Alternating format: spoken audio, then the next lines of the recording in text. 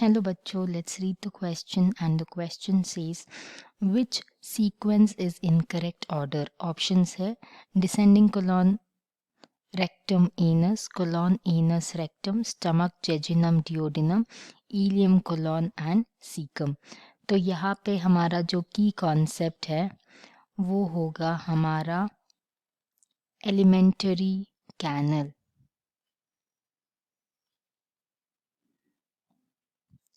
तो अगर alimentary canal की बात करें तो एलिमेंट्री कैनल का एक सीक्वेंस होता है, वो क्या है?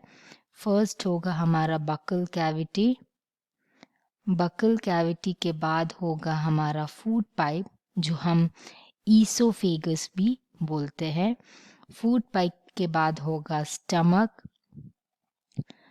From stomach it is small intestine, उसके बाद होगा लार्ज इंटेस्टाइन, फिर होगा रेक्टम, फिर रेक्टम के बाद होगा एनस. ये होगा हमारा sequence of the alimentary canal.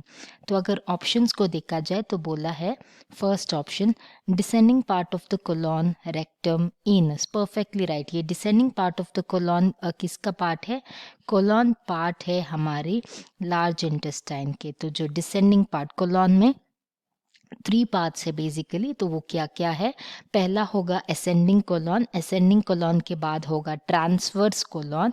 ठीक है, मैं यहाँ पे असेंडिंग, असेंडिंग के बाद होगा ट्रांसवर्स कोलॉन, ट्रांसवर्स के बाद होगा डिसेंडिंग कोलॉन. ठीक है, तो descending colon will lead to rectum,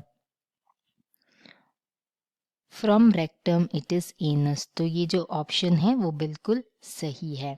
next option देखते हैं कोलॉन एनस रेक्टम. ये गलत है क्योंकि कोलॉन के बाद इमीडिएटली होगा रेक्टम और रेक्टम के बाद होगा एनस. ठीक है, द नेक्स्ट ऑप्शन देखते हैं स्टमक जेजिनम डिओडिनम. ये भी गलत है क्योंकि स्टमक के बाद डिओडिनम और जेजिनम पार्ट है हमारे स्मॉल इंटेस्टाइन के. So stomach will open into duodenum, duodenum के बाद होगा जेजिनम, फिर होगा इलियम. ठीक है, तो ये भी गलत हुआ. लास्ट ऑप्शन देखते हैं इलियम कोलॉन सीकम.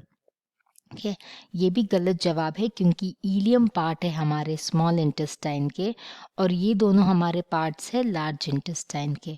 तो जो स्मॉल इंटेस्टाइन के लास्ट पोर्शन है उसे हम इलियम बोलते हैं. तो ileum will open into caecum. तो इलियम के जो तुरंत बाद होगा वो होगा सीकम और सीकम के बाद होगा कोलॉन, इसीलिए ये भी गलत है. तो हमारा करेक्ट ऑप्शन होगा option number A. Thank you, hope you understood the question well. All the best.